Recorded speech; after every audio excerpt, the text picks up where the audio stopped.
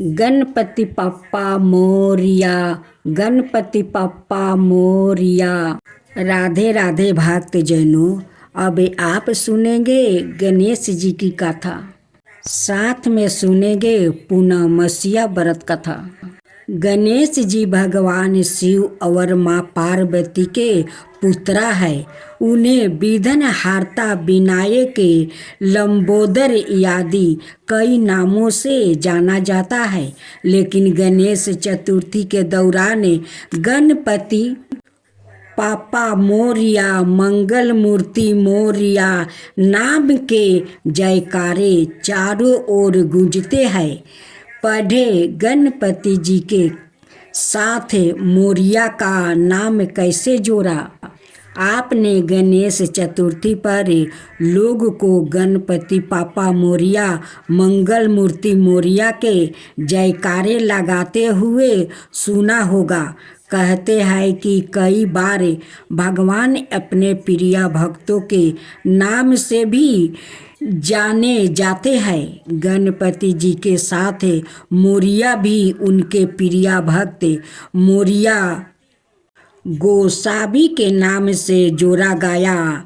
महाराष्ट्र के पुणे से लगभग 18 किलोमीटर दूर चिंताबर क्षेत्र में हर कोई गणेश जी के भक्त मोरिया के बारे में जानता है।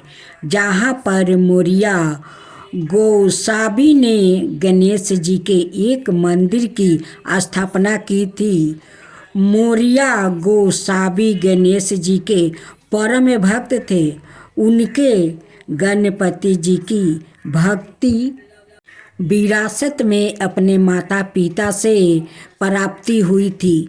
उनके पिता का नाम बामन भट्ट और माता का नाम पार्वती बाई था। दोनों पति पत्नी गणेश जी के भक्त थे। मोरिया गोसावी जी भी गणेश जी के भक्त थे। ऐसा माना जाता है कि मोरिया गोसावी जी हर बरस गणेश चतुर्थी को चिंचाबर से बदल यात्रा करके वहाँ से 95 किलोमीटर दूर महेश्वर मंदिर में श्री गणेश के दर्शन के लिए जाते थे। उनके बचपन से 1 से 17 बरस की आयु तक यह सिलसिला चलता रहा। लेकिन वृद्धावस्था के कारण उन्हें काफ़ी मुश्किलों का सामना करना पड़ा था। एक दिन गणपति जी ने उनको सपने में दर्शन देकर कहा कि जब तुम प्रातःकाल नदी पर स्नान करने जाओगे तो तुम्हें एक प्रतिमा मिलेगी। अगले दिन जब वो स्नान करने गया तो उन्हें सपने में जैसे स्वरूप के गणपति जी ने दर्शन दिए थे वैसा ही मूर्ति मिली। मोरिया गोसावी जी ने उस मूर्ति को लेकर चिंताबर में ही स्थापित कर दिया और उसकी पूजा अर्चना करने लगा। समय के साथ चिंताबर मंदिर की लोकप्रियता बढ़ने लगी और दूर दूर से भक्त गणपति जी के दर्शन करने आने लगे। भक्ति गणपति जी का दर्शन करने के पश्चात उनके प्रिय भक्त का आशीर्वाद लेते। ऐसा माना जाता है कि भक्त उन्हें गणपति मोरिया कहते और वो अपने भक्तों को मंगल मूर्ति कहते। समय के साथ गणपति और उनके भक्त मोरिया का नाम एक साथ पुकारा जाने लगा। गणपति पापा मोरिया, मंगल मूर्ति मोरिया। अब दूसरा गणेश जी की कथा। गणेश जी जब अपने भक्त के नौकर बन गया एक बार गणेश जी को भूख लगी तो उन्होंने एक सेठ के खेत से अनाज के कुछ दाने चोरी करके खा लिया। बाद में गणेश जी के मन में पछतावा हुआ तो वो पश्चाताप के रूप में सेठ के घर पर नौकर बनकर नौकरी करने लगा। एक दिन सेठ की पत्नी राख से हाथ धोने लगी तो गणेश जी ने उसके हाथ पकड़कर मिट्टी से धुला दिया। राधे राधे साथियों, आज मैं आपको सासू माँ और दो बहू को कहानी सुनाऊंगी। दो बहू अपना सासू माँ के साथ कैसे व्यवहार करती है और बार बार तुलसी माँ के साथ वो कैसे व्यवहार करती है। लास्ट में माँ तुलसी वो दोनों बहू के साथ क्या हालत करती है तो सुनिए। सासू माँ तुलसी का पौधा ले आती है, आंगन में लगाकर बड़े श्रद्धा भक्ति से वो पूजा करती है। लेकिन दोनों बहू को सासू माँ के वो तुलसी का पूजा अच्छी नहीं लगती है। वो कहती है कि तुम्हारा कोई काम धंधा तो है नहीं, एक पौधा को लिया कर बीच आंगन में लगा देती हो और उन्हीं को सेवा करती हो, उसे तुम्हारा क्या मिलता है। सासू माँ कहती है कि बहू तुम लोग ऐसी बात क्यों करती हो, ये कोई पौधा नहीं है, ये माँ तुलसी का पौधा है। इनकी पूजा करने से तुम्हारा घर संसार बने रहेंगे, हरा भरा रहेंगे। दोनों बहू मिलकर तुलसी का पौधा को उठा के अब बार बार बाहर में फेंक आती है। अब बुढ़िया माई वो रोज तुलसी के पौधा को उठा कर ले आती है, आंगन में लगाकर पूजा करती है। और वो लोग का तो पसंद नहीं पड़ता है, वो लोग उठाकर बार बार बाहर फेंक देती है। सासू माँ कहती है कि इस तुलसी का पौधा तुम लोग का कुछ बिगाड़ नहीं रहा है, बस मैं इस तुलसी को सेवा करना चाहती हूँ और सेवा करती हूँ, सब दिन करते आई हूँ और करते रहूँगी। एक दिन माँ अपना दोनों बेटा से कहती है कि देखो बेटा, इस तुलसी के पौधा तुम लोग का क्या बिगाड़ा है कि तुम्हारा दोनों पत्नी ये तुलसी के पौधा उठा उठा कर बार बार बाहर फेंक देती है। बेटा लोग अपना माँ को साथ नहीं दिया, अपना पत्नी को साथ दिया।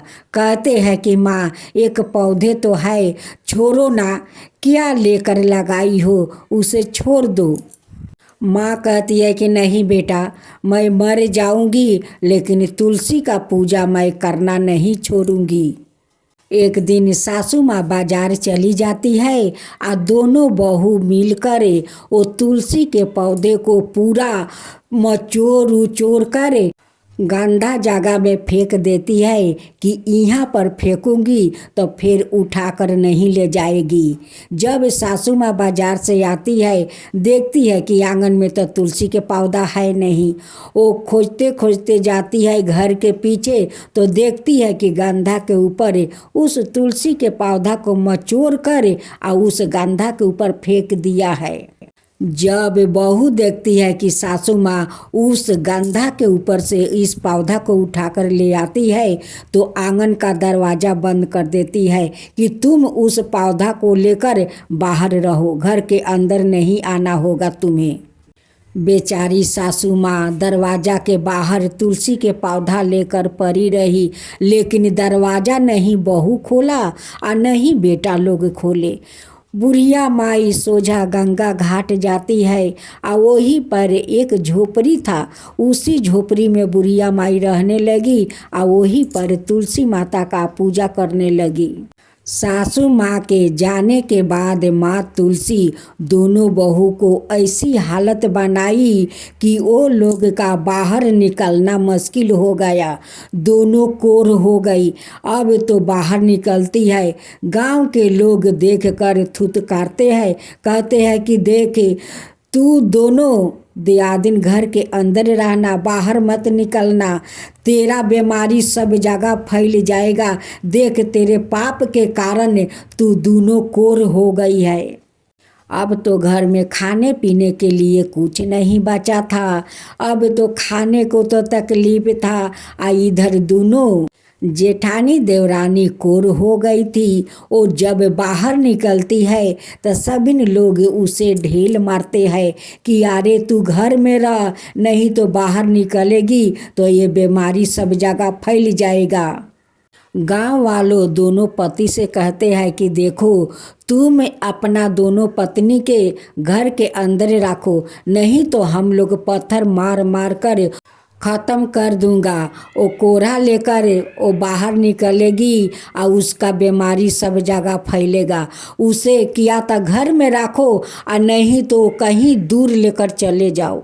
एक दिन दोनों बेटा उस नदी के किनारे अपना माँ के पास जाता है और माँ से कहता है कि माँ चलो घर चलो, माँ घर चलो, घर का हालत बहुत ख़राब हो गया है माँ, हालत ख़राब हो गया है, घर में कुछ खाने को नहीं है और दोनों बहू तुम्हारा कोर हो गई है, बाहर निकलना मुश्किल हो गया है।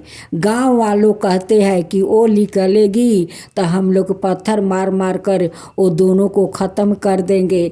चलो माँ, मैं हाथ जोड़ता हूँ, चलो। माँ कहती है कि तुम लोग जाओ, मेरे लिए यही जगह ठीक है। मैं गंगा के किनारे हूँ, मेरी रक्षा तो माँ तुलसी करेगी, माँ गंगा करेगी। तुम लोग जाओ, अपना पत्नी के साथ रहो, खुशी खुशी से रहो, मेरा फिक्र छोड़ दो। जब सारा रात मैं तुलसी के पौधे लेकर बाहर बैठा था तो नहीं तुम दोनों दरजा खोला और नहीं तुम्हारा दोनों पत्नी खोली, तो मैं क्यों जाऊं? जाओ तुम लोग अपना घर द्वार संभालो।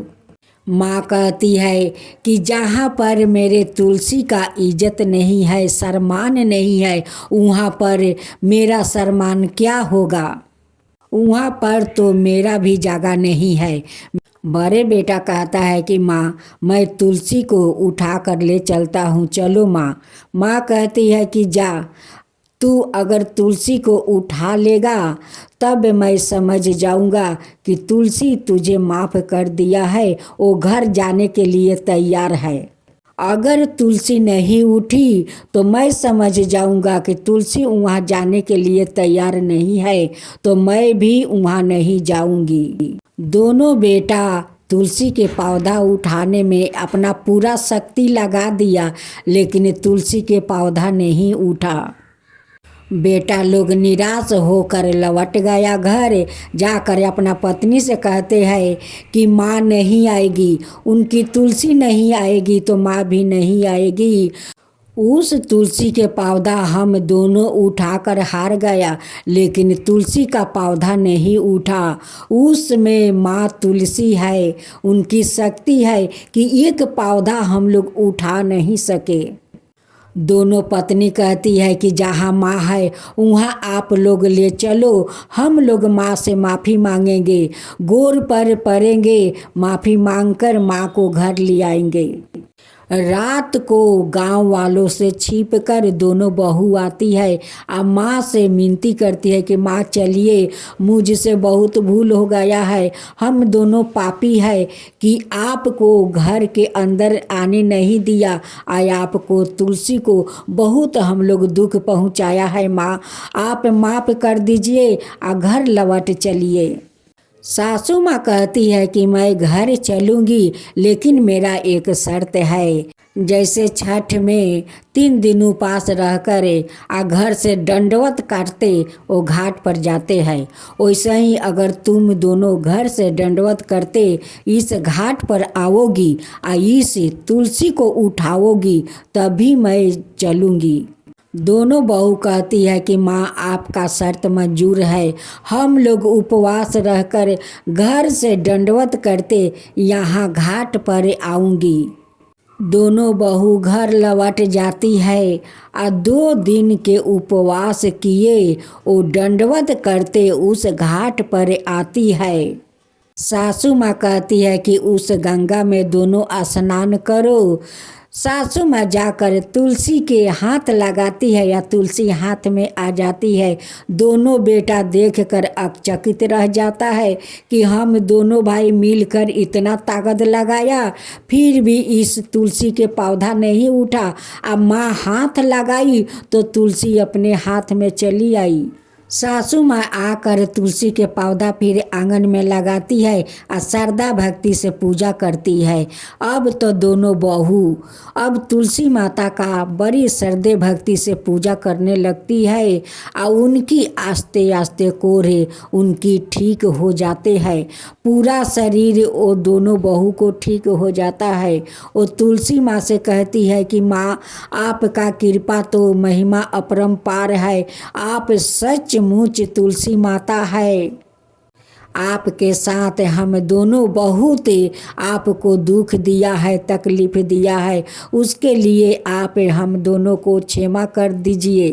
अब ऐसा कभी हम दोनों भूल नहीं करूँगी और नहीं आपके इतना हम लोग तकलीफ़ देंगे। बहुत आपको तकलीफ़ दिया, हे माँ तुलसी, बहुत तकलीफ़ दिया। मैं अपना सासू माँ को भी तकलीफ़ दिया, आपके साथ साथ आप क्षमा करे हे माँ, क्षमा करे। ऐसा कभी भूल नहीं होगा माँ। भूल का दंड हम लोग भोग चुकी हूँ माँ, भोग चुकी हूँ। एक दिन माँ तुलसी दोनों बहू को सपने में दर्शन देती है। कहती है कि देखो, तुम लोग हमें कितना तकलीफ़ दिया, हमें मचोर कर रख दिया, तोड़ कर हाथ पाँव रख दिया, उसी कारण से तो तुम लोग कोर हो गई थी। ये मेरा अभिशाप था, लेकिन अब तुम लोग का श्रद्धा भक्ति देखकर मैं बहुत प्रसन्न हूँ। अब तुम दोनों वर मांगो, क्या मांगती हो, जो मांगेगी वही मैं वर दूंगी। सपने में दोनों बहू कहती है कि माँ, घर में तो सब कुछ धन आपस आ गया, लेकिन हम दोनों अभी तक माँ नहीं बना। हम दोनों को संतान दे दीजिए, हम लोग के माँ बना दीजिए, बस यही वरदान दे दीजिए माता। माँ तुलसी तथास्तु कहकर वो अंतर ध्यान हो जाती है सपने से। जब आँख खुला तो दोनों आकर तुलसी माता का मंदिर के भीरी माथा टिका और दोनों क्षमा मांगी और कही कि माँ, अब हम लोग श्रद्धा भक्ति से आपको सेवा करूँगी। कुछ दिन के बाद दोनों जेठानी देवरानी माँ बन गई, दोनों को संतान हुआ। तब से खुशी खुशी वो लोग सासू माँ के साथ रहने लगी और पूजा पाठ करने लगी। राधे राधे भक्तजनों, पूस रविवार के व्रत में अलूना भोजन करे, सूरज भगवान की पूजा करे। इस दिन छाछ नहीं बनानी चाहिए, सिर नहीं धोना चाहिए, तेल नहीं खाना चाहिए। सूरज भगवान की पूजा करके पूस रविवार व्रत कथा कहनी चाहिए, फिर भोजन करना चाहिए। अब कथा सुनते हैं। एक साहूकार था, उसके कोई बच्चा नहीं था। एक दिन वो सुबह के समय घर के बाहर गया तो उसने देखा कि एक किसान खेत में दाना डालने जा रहा था। साहूकार को देखते ही वो वापस लौट गया और बोला कि आज तो शगुन अच्छा नहीं हुआ। जब साहूकार ने यह सुना तो उसका मुंह उतर गया। घर आने पर उसकी पत्नी ने पूछा कि आज क्या बात है। साहूकार ने सारी बात बताई तो पत्नी बोली, आज चिड़िया आई तो वो भी बोली, बच्चा नहीं है तो दाना कहाँ से मिलेगा, कहकर उड़ गई। साहूकार को क्रोध आया। उसी दिन से वो सूरज भगवान की आराधना करने लगा। 12 बरस बीत गया। तब सूरज भगवान ने सोचा कि यदि भक्त की पुकार नहीं सुनी तो भगवान को कोई नहीं मानेगा। सूरज भगवान को दया आ गई। प्रकट होकर बोले, साहूकार, तेरे नसीब में बच्चा नहीं है, पर मेरे आशीर्वाद से तेरे घर एक कन्या जन्म लेगी। 9 महीने के बाद उनके घर में एक कन्या ने जन्म लिया। जब नाउन नहलाने आती तो कन्या हंसती मुस्कुराती। कन्या के मुस्कुराने से हीरे मोती गिरते। उन हीरे मोती को नाउन लेकर चली जाती थी। 1.25 महीना बीत गया। तब साहूकार की पत्नी नाउन से बोली, अब इसे मैंने नहला दूंगी। जब वो उसे नहलाने लगी तो बच्ची के हंसने पर हीरे मोती गिरे। अब तो समझ गई कि नाउन ने तो खूब हीरे मोती इकट्ठा कर लिया है। जब लड़की बड़ी हुई तो माँ बाप ने सोचा कि घर में धन तो बहुत है, घर जमाई रख लेते हैं। उन्होंने एक गरीब लड़का ढूंढा और उसके साथ अपनी लड़की का विवाह कर दिया। माँ दिन उगते ही बेटी को उठाने जाती और उसका मुख देखती। तब लड़की का पति बोला, तुम्हारे बीच सुबह सुबह माँ का क्या काम है? तो लड़की बोली, माँ का नियम है कि वो सुबह होते ही मेरा मुंह देखती है। दूसरे दिन वो सुबह उठा और उसका मुंह देखा तो उसके मुंह से हीरे मोती बिखरे। अब वो समझ गया कि इसलिए ही सासू माँ इसका मुंह पहले ही देख लेती है। थोड़ी देर बाद लड़की की माँ आई तो हीरे मोती नहीं मिला। माँ समझ गई कि जमाई को पता चल गया है। माँ के मन में कपट आया। उसने एक आदमी को जमाई को जान से ख़त्म कर देने के लिए भेज दिया। आदमी ने जमाई को मार दिया और उसका सिर सासू को लाकर दे दिया। सूरज भगवान ने देखा कि हमारी दी हुई कन्या का पति मार दिया गया है। सूरज भगवान मनुष्य रूप में भिक्षा मांगने आए और उस कन्या के पति का सिर साथ ले आए। उन्होंने उसके अंग जोड़कर अमृत का छींटा दिया। तब उसका पति उठकर बैठ गया। घर गया तो बेटी ने पूछा, पूस रविवार व्रत का मेरा नियम है कि दिन अस्त हुए के बाद खाना नहीं खाना, तो फिर आप इतनी देर से क्यों आए हैं? वो बोला कि मुझे मारने के लिए तेरी माँ ने आदमी भेजा था और सारी कहानी बता दिया। तब बेटी बोली कि अब हम यहाँ नहीं रहेंगे। जो माँ मेरा सुहाग छीन ले वो किस काम की है? बेटी अपने पति के साथ अलग घर में रहने लगी। उसके घर में सुख समृद्धि हो गई और उसकी माँ के घर में धीरे धीरे दलिदारता आ गई। जैसे सूरज भगवान बेटी पर प्रसन्न हुए, वैसे ही सब पर प्रसन्न रहना की कथा। एक बूढ़ा ब्राह्मण था। वो रोज पीपल को जल से सींचता था।